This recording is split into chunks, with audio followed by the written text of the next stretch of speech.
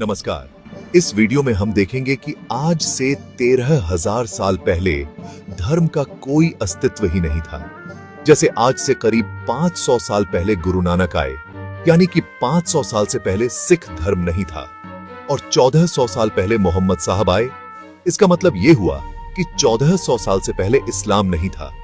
इसी तरह 2000 साल पहले ईसा मसीह आए, यानी उससे पहले ईसाई धर्म भी नहीं था। करीब 2500 साल पहले महात्मा बुद्ध आए, उससे पहले बौद्ध धर्म नहीं था।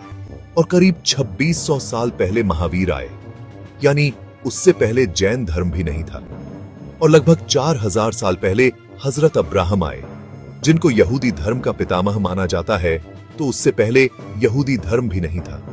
अर्थात आज से 4000 साल पहले ना कोई यहूदी था, ना कोई बौद्ध था, ना कोई जैन था, ना कोई ईसाई था, ना कोई मुस्लिम था, और ना ही कोई सिख था।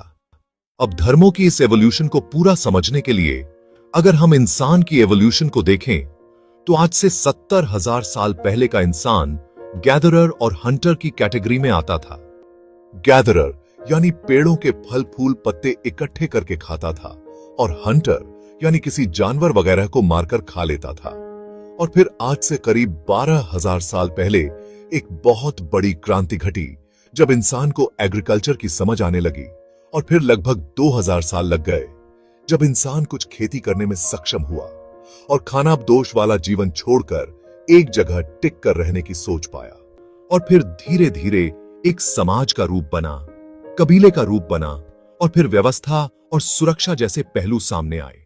और इस तरह रोटी, कपड़ा और मकान की एवोल्यूशन को देखें तो 12,000 साल से पहले कृषि नहीं थी, 6,000 साल से पहले कपड़ा नहीं था, 5,000 साल यानी सिंधु घाटी की सभ्यता से पहले कोई विशाल निर्माण कार्य नहीं थे, 3500 साल से पहले तो संस्कृत भाषा भी नहीं थी। तो जब समाज की धारणा ही 12,000 साल से अधिक पुरानी नहीं है, तो तथ्यों के आधार पर तो धर्म का इतिहास भी 12-13,000 साल से अधिक पुराना नहीं है। हालांकि माइथोलॉजी में अक्सर धर्मों को लाखों करोड़ों साल पुराना बताया जाता है, लेकिन वास्तव में माइथोलॉजी और इतिहास में बहुत फर्क होता है, क्योंकि माइथोलॉजी से जुड़ी मान्यताएं काल्पनिक होती हैं, जबकि इतिहास तथ्यों पर आधारित होता है। वैसे आपको क्या लगता है कि अगर कृषि, कपड़ा और भाषा ही 5-10 हजार साल पहले आए हैं, तो फिर कोई भी धर्म, कोई अवतार या कोई पैगंबर या कोई वेद ग्रंथ, ये सब उससे पहले कैसे हो सकते हैं? और अगर नहीं हो सकते, तो क्या इस तरह की धारणाएं काल्पनिक हैं? आप कमेंट्स में जरूर शेयर करें।